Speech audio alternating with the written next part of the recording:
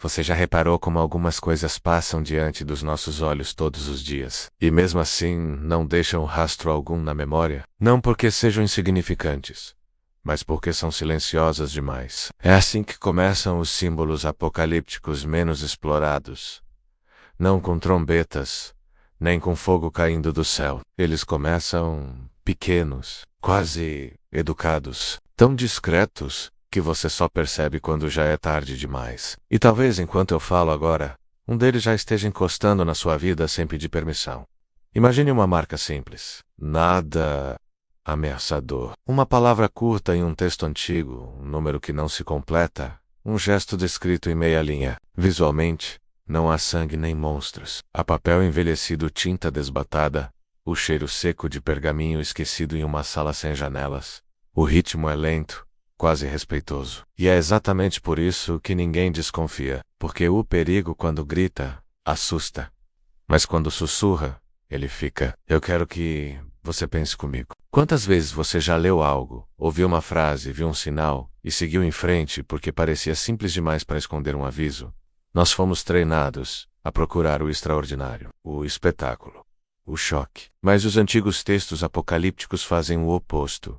Eles testam nossa atenção. Eles colocam o símbolo onde ninguém quer olhar.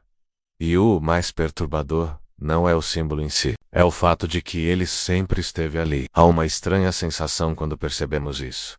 Um leve aperto no peito. Como se algo dentro de nós dissesse: você deveria ter notado antes. Esses símbolos não trazem dor imediata. Eles trazem reconhecimento tardio. São marcas que aparecem na rotina, no cotidiano, na repetição. Visualmente, pense em portas que se fecham sem barulho. Relógios que continuam funcionando mesmo quando ninguém olha.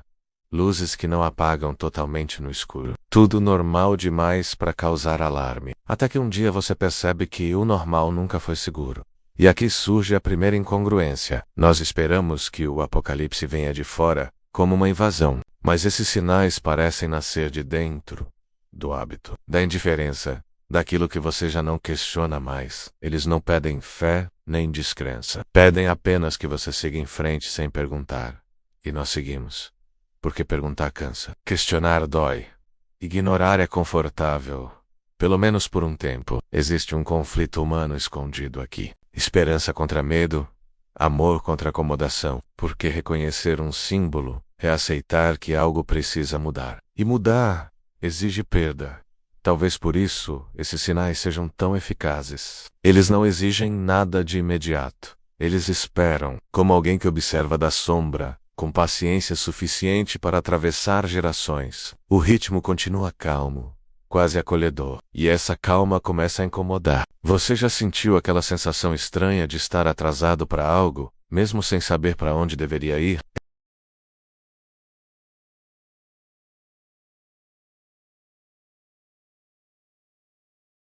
Você sente, mas não nomeia.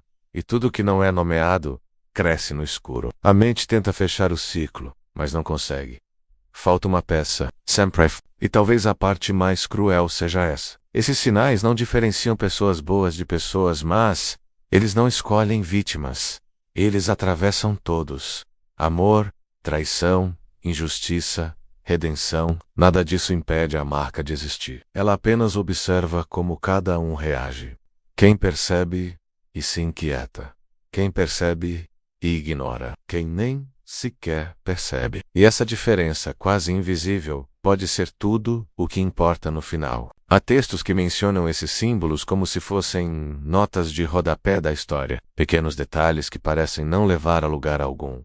Mas e se o caminho sempre foi esse? E se o apocalipse não for uma linha de chegada, mas um acúmulo silencioso de escolhas não feitas? Visualmente, imagine areia se acumulando em um canto da sala, grão por grão, sem som, até o momento em que alguém tropeça. Talvez você esteja se perguntando agora: por que nunca ouviu alguém falar disso dessa forma? Por que esses símbolos raramente viram manchetes, vídeos viral, debates acalorados? A resposta pode ser mais simples e mais assustadora menos do que parece. Eles não alimentam o medo imediato.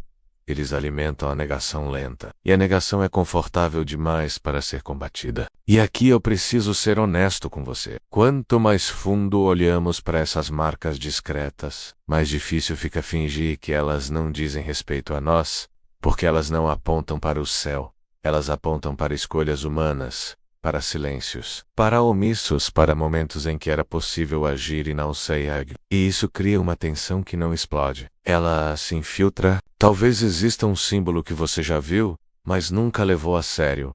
Uma frase que parecia pequena demais, um aviso que soou exagerado, ou um detalhe que ficou esquecido no fundo da sua memória. A pergunta não é se ele existe. A pergunta é por quanto tempo ainda vai passar despercebido.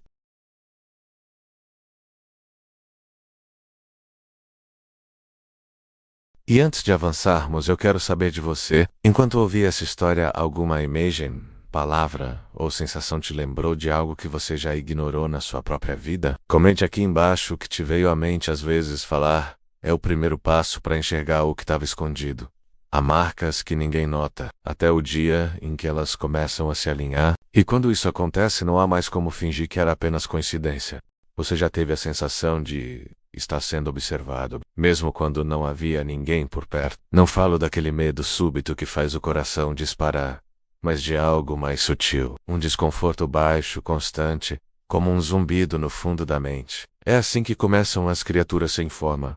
Elas não aparecem, elas se insinuam, e quando você tenta descrevê-las, percebe que não há palavras suficientes para isso. Os textos antigos falam delas quase com descuido, como se fossem óbvias demais para merecer explicação.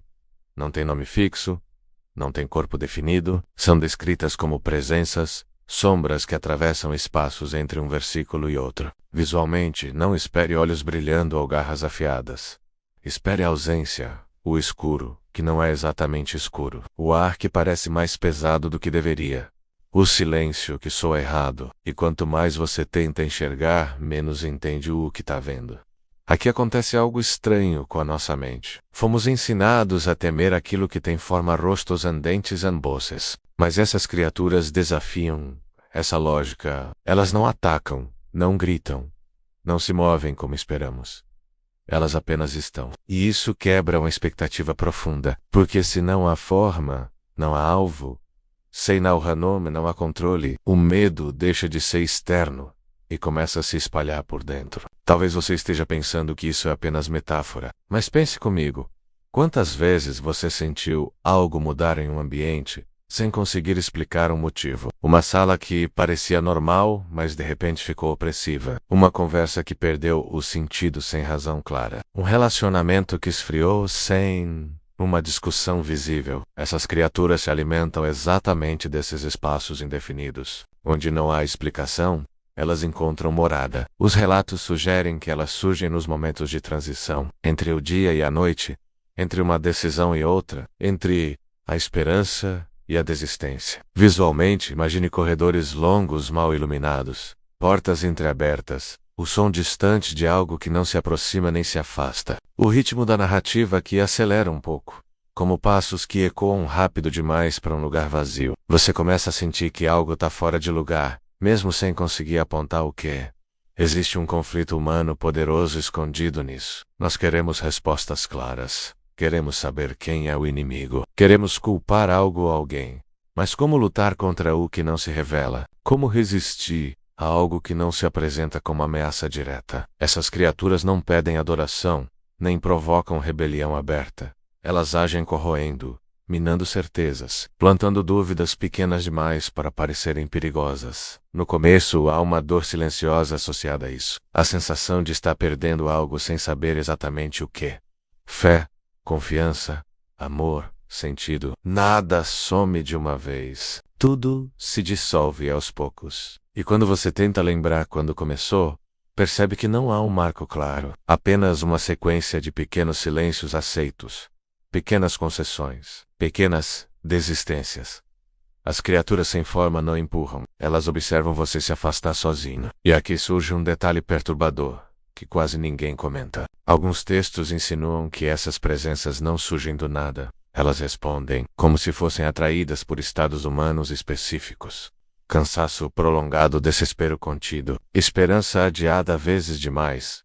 Elas não criam o vazio, elas ocupam o vazio que já estava ali. E isso muda tudo, porque desloca a pergunta principal. Não é mais o que são essas criaturas, mas por que elas se aproximam. Visualmente, a câmera mental se fecha no rosto humano. Olhos que evitam espelhos, ombros curvados, respiração curta. O ritmo alterna entre frases rápidas, quase cortantes, e pausas longas, densas, como se o próprio texto estivesse tentando decidir se continua.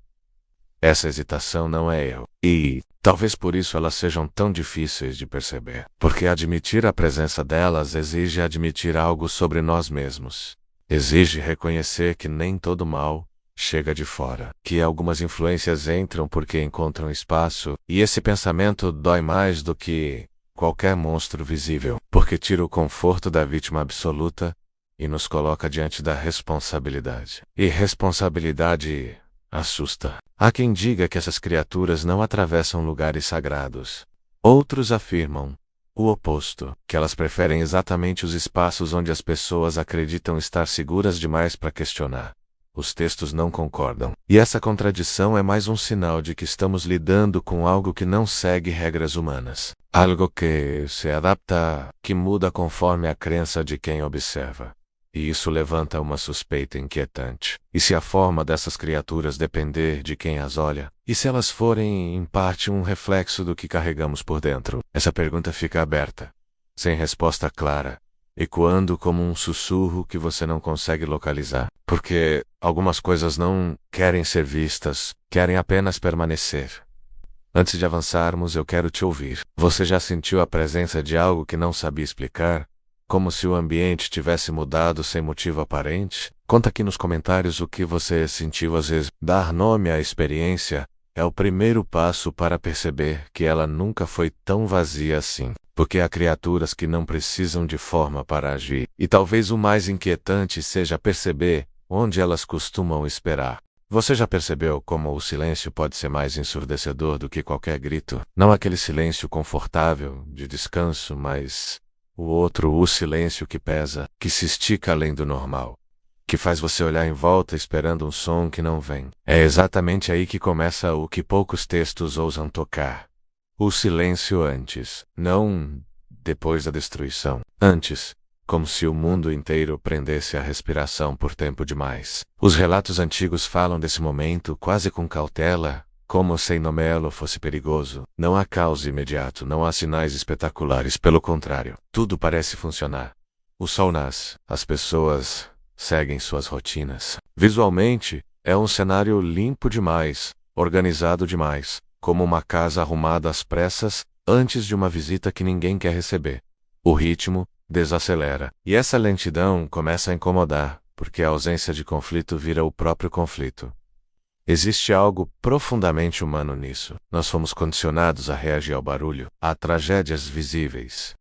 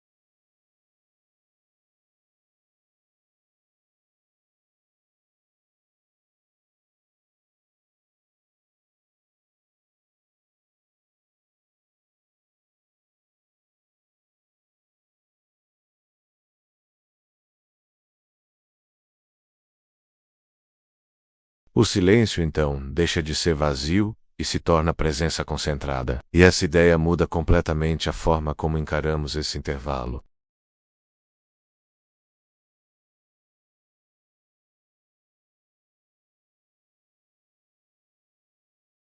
Um tempo em que o maior desconforto era justamente a falta de sinais claros. Escreve aqui nos comentários o que você sentiu, porque talvez o silêncio que você viveu não tenha sido aleatório. Alguns dizem que o silêncio é o último aviso, outros acreditam que ele é a última chance. E talvez o mais assustador seja perceber o que acontece quando ele finalmente termina. Você já esperou por algo que deveria acontecer e simplesmente não aconteceu? Não um atraso comum, mas aquela sensação estranha de promessa suspensa, como se o tempo tivesse decidido parar exatamente antes do momento decisivo. É aí que surgem os selos que não abrem, símbolos mencionados anunciados, quase tocados menos, mas nunca rompidos, e isso curiosamente incomoda mais do que a própria destruição. Os textos falam desses selos com solenidade. Eles existem, estão lá, são descritos com cuidado, mas algo sempre interrompe o gesto final.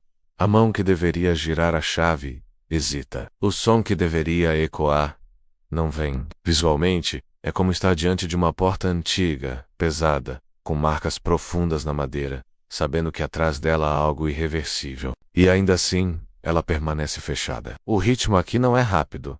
Ele pulsa, aproxima e recua. Como alguém que respira fundo antes de fazer algo que pode mudar tudo. Existe uma quebra silenciosa de expectativa. Fomos ensinados a acreditar que toda profecia se cumpre de forma direta, que todo aviso leva a um desfecho. Mas esses selos desafiam essa lógica.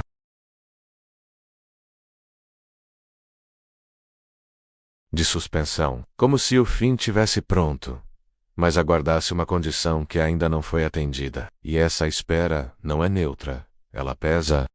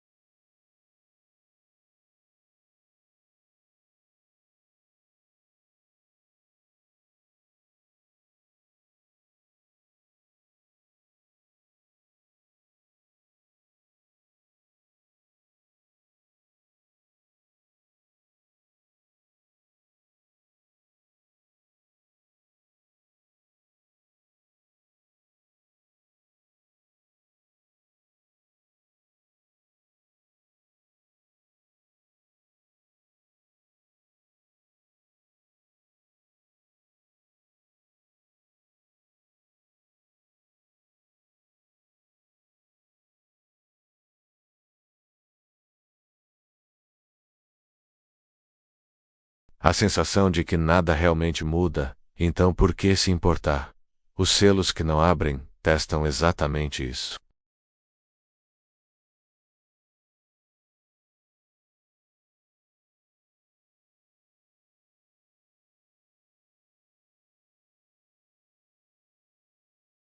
Porque enquanto o selo não se rompe, tudo continua. Injustiças, perdas, traições, esperanças adiadas.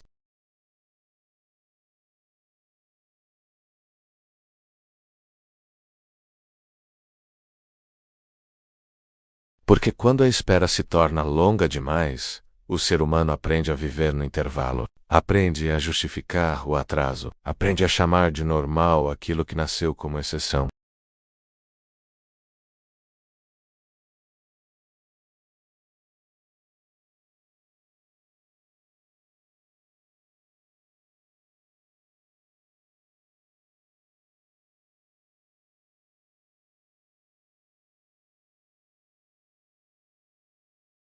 Porque alguns selos não resistem ao tempo. Eles resistem à nossa disposição de ainda querer que se abram. E quando essa vontade desaparece, algo muito maior já começou a se mover. Existe um símbolo final que quase nunca recebe atenção. Não porque seja pequeno demais, mas porque é próximo demais. Desconfortavelmente próximo. O sinal esquecido não aparece no céu. Não surge em sonhos proféticos grandiosos. Não vem acompanhado de catástrofes imediatas. Ele se manifesta no que continua funcionando, no mundo que segue em frente como se nada estivesse errado. E é justamente aí que ele se torna o mais perigoso de todos. Os textos antigos tocam nesse sinal com extremo cuidado, quase como quem pisa em solo frágil. Ele não aponta para fora, mas para dentro.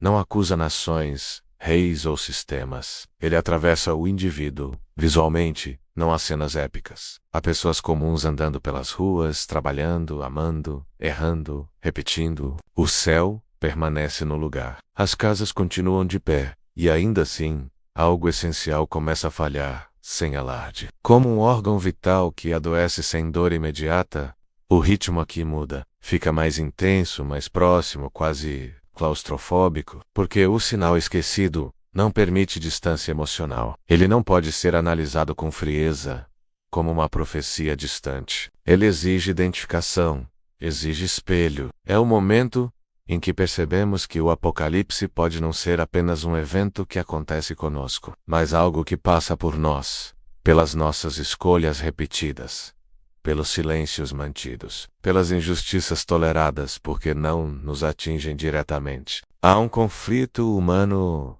profundo nesse ponto. Amor versus conveniência. Verdade versus conforto. Esperança versus acomodação. O sinal esquecido se revela quando aquilo que antes causava incômodo deixa de causar qualquer reação. Quando o extraordinário vira rotina. Quando o errado se normaliza. Não como um choque, mas como um ajuste lento. Visualmente, pense em cores que vão perdendo saturação aos poucos. Você só percebe quando tudo já parece pálido demais. Esse símbolo não grita. Ele observa. Observa quantas vezes escolhemos não ver, quantas vezes justificamos o injustificável, quantas vezes adiamos uma decisão ética porque agora não é o momento. E cada adiamento não parece grave isoladamente, mas juntos eles formam um padrão. E padrões nos textos apocalípticos nunca são neutros. Existe uma dor silenciosa aqui, talvez a mais difícil de admitir. A percepção de que nem todo fim começa com maldade explícita. Alguns começam com cansaço, com desistência interna, com a sensação de que lutar não vale mais a pena. O sinal esquecido não aparece quando tudo desmorona. Ele aparece quando tudo continua, mesmo sem sentido. E isso provoca um choque mais profundo do que qualquer destruição visível. Visualmente agora, o foco se fecha ainda mais rostos comuns. Olhares vazios em meio à normalidade, ressos automáticos, rotinas impecáveis por fora e corroídas por dentro. O ritmo alterna frases curtas, quase golpes, com pausas longas, pesadas, porque o peso dessa ideia precisa de espaço para cair. E quando cai, ela não faz barulho, ela afunda. E se esse for o verdadeiro clímax, não o momento em que tudo acaba, mas o momento em que quase ninguém percebe que algo essencial já terminou. Consciência, sensibilidade, responsabilidade. O sinal esquecido não destrói cidades. Ele esvazia significados. E um mundo sem significado pode continuar funcionando por muito tempo, até que não possa mais. Os textos não oferecem um fechamento claro para esse símbolo, e talvez isso seja intencional, porque ele não pertence ao passado, nem ao futuro distante. Ele pertence ao agora. Ao momento em que você decide se ainda reage, se ainda questiona, se ainda se incomoda. O Apocalipse nesse ponto deixa de ser uma data e se torna um estado. E é aqui que tudo se conecta, as marcas ignoradas, as criaturas sem forma, o silêncio prolongado, os selos que não se abrem. Todos eles conduzem a esse ponto final, o instante em que o ser humano precisa decidir se continua apenas existindo. Ou you say this, porque talvez o fim não chegue como invasão, mas como confirmação. Agora eu quero ouvir você. O que você achou dessa história? Esse último símbolo te fez refletir sobre algo na sua própria vida? Escreve aqui nos comentários a sua impressão, porque a sua leitura também faz parte desse processo. Se esse vídeo te prendeu até aqui, não esquece de se inscrever no canal, deixar o like e ativar as notificações. Ainda existem muitos símbolos, histórias e verdades incômodas que quase ninguém explora. E o próximo pode ser ainda mais perturbador, porque talvez o sinal mais esquecido nunca tenha estado nos céus. Talvez ele sempre tenha estado observando quem escolhe olhar.